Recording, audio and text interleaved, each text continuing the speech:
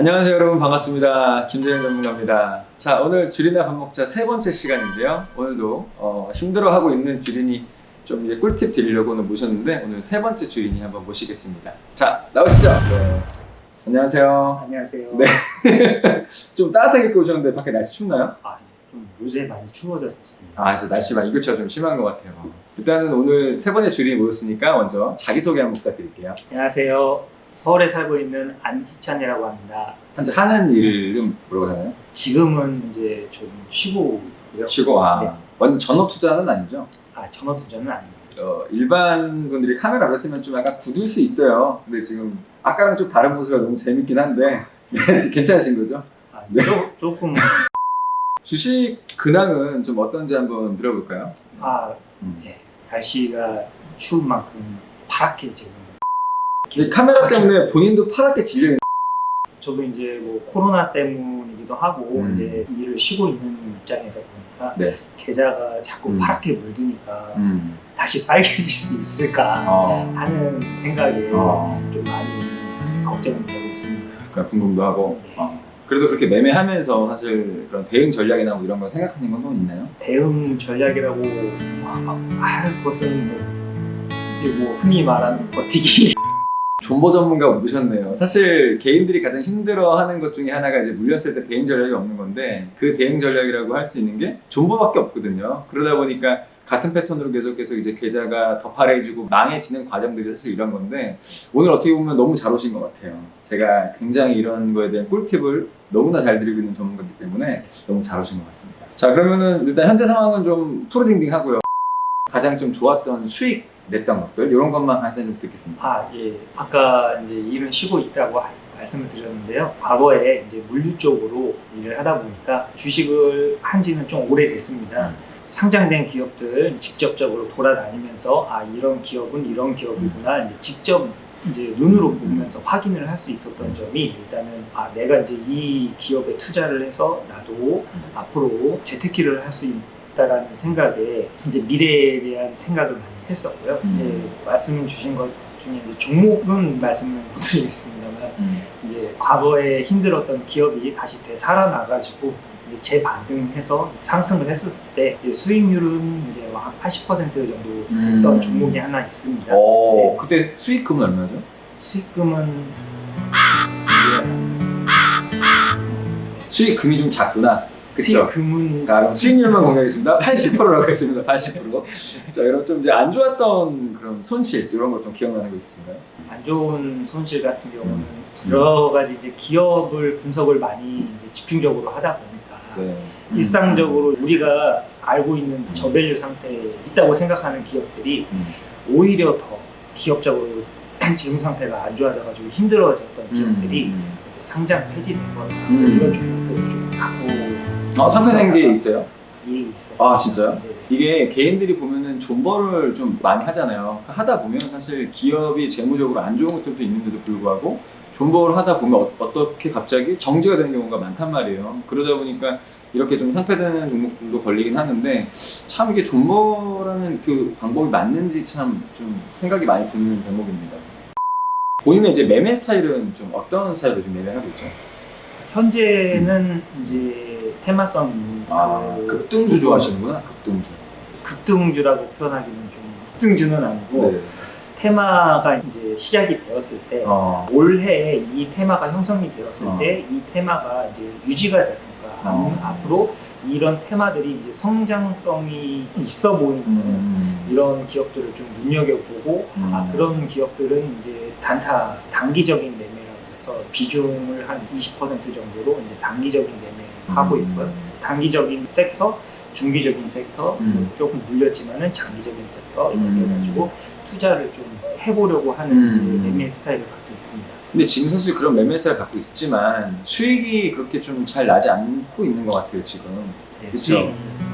나지 않습니다. 근데 지금 솔직히 수익이 안 나고 계좌가 좀 파래진 이유가 뭐라고 생각하세요? 전체적으로 보면은 이제 주식 투자를 한 시기가 오래되긴 했지만 전업도 아니면서 일도 쉬면서 고정적으로 수입이 있지 않은 상태에서 주식 투자를 이제 이쪽에 비중이 많다 보니까 그런 부분이 저한테 마이너스이지 않았을까라는 제 생각이 좀 하고 있습니다. 역시 이게 주식 투자라는 게 여러분들이 뭐 직장을 다니면서 전업투자를 꿈꾸는 분들이 많아요. 왜냐면은 지금 일하는 게 너무 힘들고 주식에 집중을 하면 월급 뭐 이상 아니면 월급만큼은 돈을 벌 수 있을 거라고 생각을 하는데, 사실은 기본적으로 고정적인 비용이 월급으로서 충당이 되는 건데 그러지 못하면은 기다릴 수 있는 부분이나 심리적으로 위축이 되거든요. 그렇기 때문에 오히려 더 매매가 어려워진단 말이에요. 주식 투자를 조금 더 편하게 하거나 심리적으로 안정이 되려면은 직장을 다니면서 주식 매매를 해도 저는 충분하다고 좀 생각을 하거든요. 그래서 고정비 부분 때문에 심리가 무너지면은 장이 좀만 출렁여도 계좌가 박살나는 것은 너무 한순간이기 때문에 이런 부분에 대해서는 좀 한번 생각을 해볼 필요가 있다 저는 생각을 합니다. 이찬님께서는 주식 투자를 주변에 좀 권유를 하고 싶으신 생각이 있나요? 네. 저는 적극적으로 권유를 하고 싶어요? 권유를 하고 싶습니다. 고정 수익으로 이제 버는 것보다 사실 재테크를 통해서 부가적인 수익을 창출해야 되지 않는 시기가 오지 않았을까라는 저 그냥 개인적인 생각입니다. 어떻게 보면은 해외 주식 투자라는 게 지금 현물 가격이 너무 상승을 많이 했잖아요. 부동산 가격이나 이런 거 상승했으니까 우리가 월급에 대한 그런 해지, 인플레이션에 대한 해지를 좀 하기 위해서 투자를 해야 된다고 저는 보는데, 사실 마땅한 투자가 없잖아요. 그렇죠? 빠른 시간 내에 돈이 올라가고 뭐 하는 게 없기 때문에 저는 주식 투자를 진짜 너무 많이 권유를 하는 편이긴 해요. 대신 올바른 방법으로. 우리가 보통 개인 투자 같은 경우에는 올바르지 않은 방법을 했기 때문에 주식 투자에서 많이 망하는 경우가 돈을 잃거나 하는 경우가 있는데, 올바른 방법으로 한다면 저는 일반 지금 현재 금리가 2% 정도 되는데 이거보다 훨씬 높다고 저는 생각을 하거든요. 그렇기 때문에 조금 배당을 받는 기업이나 그리고 내가 좀 물려 있어도 좀 편하게 좀 가져갈 수 있는 종목들로 매매를 한다면 시장 수익률보다도 전 좀 높다고 생각을 하니까 전 좀 주식을 하는 편인데, 아까도 말했듯이 올바른 방법을 하면 너무 좋을 것 같다는 생각을 마지막으로 드리겠습니다. 얘기 나눴는데 주식을 하면서 뭐 힘든 것도 있고 좋은 것도 있고 뭐 너무 많잖아요. 그죠? 네. 지금 방송도 힘들어 보이시는데 긴장이 많이 되네요. 네. 근데 이제 주식을 하면서 이건 좀 너무 궁금하다, 이건 좀 너무 알고 싶다고 하는 꿀팁을 이제 방송에서 하나 알려드리고, 제가 이제 방송 끝나고 나서 또 알려드릴 건데, 좀 생각해서 좀 궁금했던 거, 이런 것도 알고 싶은 거 하나만 좀 그러면 제가 설명드릴 거니까 한번 말씀해 주시겠어요? 주식 시장이 이제 저는 이제 하락을 하다 보니까 다들 이제 너무 불안감에 있어서 이게 지금 현재 다들 꽁꽁 얼어붙고 있는 그렇죠. 심리가 뭐 거래량을 봐도 보인다고 생각을 합니다. 네네네. 이제 앞으로 이게 경기가 회복이 되고 이러면 이 주식 시장이 정말 활성화가 될 건지, 아니면 요즘 또 코인들 다시 이제 비트코인이라고 최근에 또 다시 이제 사상 최고가를 찍는데 비트코인으로 투자자들이 많이 넘어가는 게 아닌가, 뭐 이런 좀 궁금점이 많이 있습니다. 아까 전에 투자하실 때는 급등주나 이런 섹터주들에 대해서 궁금해하셨는데 질문은 시장의 방향성을 궁금해하시네요.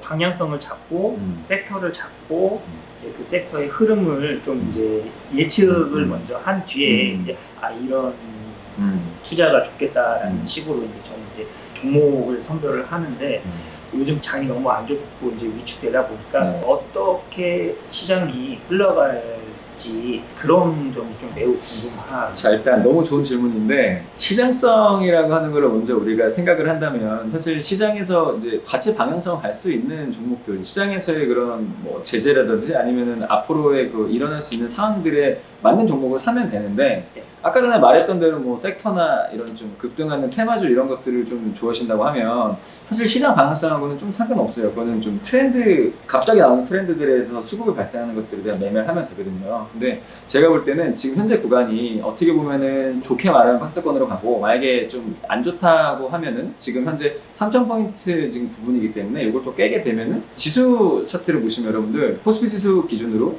22평선에 닿는 지금 그런 변곡점 구간이에요. 거길 돌파하지 못하면 또 한번 추가적인 하락을 하거나 좋아도 옆으로 박스권으로 기울 수 있는 그런 구간이거든요. 그렇다면 우리가 이런 박스권에서 어떻게 대응을 해야 되냐, 저번에 말했듯이 이런 거예요. 본인의 종목이 과연 이 장에 얼마큼 트렌드하게 맞는 종목인지 먼저 보셔야 되고요. 그리고 또 하나, 그냥 쉽게 보면은 제가 이제 방송에서 늘 말했던 건데, 지금 금리가 오를까요, 안 오를까요? 오를 거라고. 그렇죠, 오를 것 같죠. 그리고 또 하나, 이제 11월 달부터는 거리두기 완화 제한이 좀 많이 풀린단 말이에요. 그러면 경기가 활성화된다는 그런 느낌이 이런 일반 시민들도 많이 가질 거란 말이에요. 그렇죠? 그렇다면은 이런 사회 전체적으로 돈이 돌기 시작하면 당연히 주식시장에서도 좀 더 활성화될 수 있지 않나. 물론 금요일장에 그 예탁금이 2조 정도 줄었더라고요. 하지만 그거는 이제 비트코인으로 갈 수도 있지만 뭐 아닐 수도 있겠죠. 근데 아까 말했듯이 그렇게 돈이 돈다는 느낌이 들면 당연히 주식시장에서는 조금 하락할 수 있지만 제가 이제 말하고 싶은 거는 이런 트렌드에서 어떤 포인트로 가져가면 좋겠냐 했을 때 저는 예전에 이런 종목을 드렸어요. 현대해상이나 DB손해보험. 차트 보시면 아시겠지만 계속 우상향 갔거든요. 빠지면 더 사라 했고. 그러니까 지금 시장에서의 그런 트렌드적인 거를 찾으려면 그냥 쉽게 생각하면 이런 거예요. 지금 금리 올라갈 것 같다 했잖아요. 네. 그럼 금리 관련해서 사면 되지 않을까요? 금리 인상이 되지만 음. 반대로 금리 인상으로 인해서 금융기업들은 이제 이자 지출이 또 발생을 하지 않아서 더 오히려 손해일 거다라고. 금융기관은? 네. 이제 자, 얘기가 길어질 것 같은데. 금융기관은 금리가 올라가야지 수혜를 보는 거예요. 그러니까 왜 그걸 반대로 생각하시는지 궁금해요. 네. 왜 그러죠? 금리 인상이 되면 대출도 상당히 많은 상태에 네. 있어서 저 말고 다른 투자자들이나 아니면 다른 부동산에 투자하신 분들이 그 대출금을 갚지 못하거나 아니면 이런 부분에 대한 리스크로 인해서 이제 금융회사들이 오히려 손실을 리스크가 있을 것이다. 네. 이건 조금 잘못 생각된 생각인 것 같아요. 제가 볼 때. 왜냐면 금융권 대출 받아보셨어요? 막 해주나요? 절대 안 해주죠. 절대 안 해요. 그 금융권에서는 절대 손해보는 짓을 안 해요. 그리고 담보라는 거를 제공받고 대출해주기 때문에 자기들이 손실을 볼 수 있는 부분이 없어요. 왜냐면 그 담보물에 대해서도 가압류를 걸 수 있고 그리고 금융권에서는 진짜 자기들이 손해보는 장사를 할 이유가 없거든요. 그렇기 때문에 금리가 인상된다는 것 자체가 왜 금융은행권이나 이렇게 보험 이런 쪽에 호재인지 혹시 아세요? 지금 악재라고 생각하셨잖아요. 그렇죠? 근데 왜 호재인지 혹시 아세요? 잘 모르죠. 금융권은 우리가 여신 업무로 돈을 버는 그런 기업이에요. 투자도 하고. 그러면은 우리가 은행에서 돈을 예적금을 들면 이자 얼마죠 지금? 이자 뭐 한 2%? 2%. 그쵸. 3%대로. 근데 대출은 몇 프로로 주죠? 일반 신용대출이 한 7, 8% 되더라고요. 9% 되고 담보대출이 한 10%까지. 그죠? 담보대출이 한 4%, 3%. 네.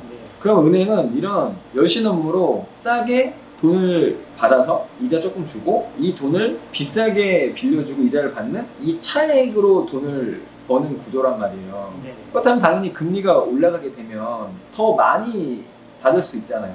네. 이자를 더 많이 받을 수 있고 물론 이자 주지만 그러면은 매출이라는 거는 무조건 커야지만 기업이 더 수익성이 늘어나는 거거든요.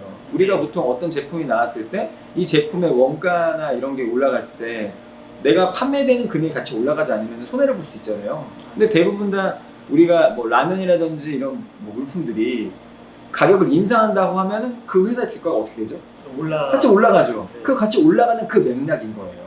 금리가 올라가면은 금융업이나 이런 회사들이 안 좋은 게 아니고 호재로 받아들이는 이유는 그만큼 우리가 여신 업무를 했을 때 발생하는 수익이나 매출이 올라갈 수 있기 때문에 그런 거니까 호재로 생각해야 되는데 이제 시장님 같은 경우는 좀 반대로 생각했으니까 이런 부분은 좀 다시 한번 생각을 해보시고 트렌드나 방향성이 궁금한데 시장 방향성에 대한 금리 인상에 대한 부분도 반대로 생각하고 계시잖아요. 그렇죠? 그럼 지금 투자에 대한 방향성이 엇나가고 있는 거란 말이에요. 제가 제 방송 보시면은 현대해상 추천했고요. DB손해보험 추천했거든요. 그 방송 보시면 제가 떨어질 때마다 더 사라고 말을 해요. 왜 그러냐면 금리 인상 될 거니까 떨어질 때마다 더 사도 괜찮습니다라고 말했습니다. 그러니까 그런 부분을 시장 방향성에 대한 투자가 어려운 게 아니에요. 이런 거예요. 진짜 사소한 것들. 네. 그리고 겨울이기 때문에 난방 보일러 관련주들도 트렌드하니까 겨울에 한번 갈 거. 그리고 제가 저번에 말했듯이 스키장 관련주들 이번에 위드 코로나 하면서 아마 카지노 관련주라든지 여행 그리고 항공 그다음에 뭐 레저에 관련된 종목도 다 그죠? 네. 면세점 관련주도 그렇고 이런 것들이 위드 코로나 하면서 분명히 이제 매출이 늘어날 거라고 생각을 하니까 이런 관련주들이나 배당 관련주 이런 것들을 관심 가지면 좋아요. 그러니까 시장의 방향성이라는 걸 너무 어렵게 생각하지 마시고 지금 반대로 생각해서 어려운 것 같은데 제가 말했던 대로 이런 많이 생각하지 않나요? 생각이 제가 볼 때는 시장님이 매매를 너무 오래 하고 공부를 많이 해서 생각이 많으신 것 같으니까 조금은 주식 투자할 때 좀 심플하게 간단하게 생각하는 것도 좀 좋다. 그러니까 제가 말했던 데에 좀 팁을 얻으시고 이런 네. 부분으로 투자에 임하시면은 제가 볼 때는 더 편하게 지금보다는 머리 안 아프고 더 편하게 수익을 낼 수 있다고 생각을 해요. 도움 많이 되셨나요? 예. 자, 오늘 지금 나머지 꿀팁은 방송 끝나고 제가 드릴 거니까 좀 이따 보시고, 자, 이제 도시락 게임 한번 해볼게요. 5개 준비했는데 여기서 2개를 고르셔가지고 그 가격에 맞는 밥을 제가 사드리는 게임이에요. 2개 골라보시죠. 한 번만 더 써줄게요. 자, 한 번 더 써보겠습니다. 자, 2개 고르세요. 예, 저는 이제 중앙 거. 2개? 아, 자, 이거 모두 뺄게요. 자, 그럼 제가 공개를 한번 해주세요. 자, 참고로 두 번째 출연자분은 둘 다 당첨됐어요. 자, 보겠습니다. 자, 큰 웃음 줘야 되는데. 소리가 나요? 잠깐만. 소리 납니다. 소리 나네요. 야, 이거 당첨됐습니다. 아, 하나 더. 힘들지 마시고. 이것도 소리 나네요. 진짜입니까? 5만 원 당첨되셨는데 5만 원 이상짜리 맛있는 밥을 한번 사드리도록 하겠습니다. 방송이 끝나도 제가 나머지 시간에 또 좋은 꿀팁 드릴 거니까 그 얘기 좀 더 들으시고 그리고 식사하러 가는 시간 갖겠습니다. 자, 오늘 또 시간 내주셔서 오셔서 너무 감사드리고요. 마지막으로 인사하고 좀 끝내도록 하겠습니다. 네, 감사합니다. 네, 다음 시간에 그러면 또 주린이 모셔가지고 좋은 꿀팁 드리는 시간 갖겠습니다. 여기까지 하겠습니다. 김진영 전문가였습니다.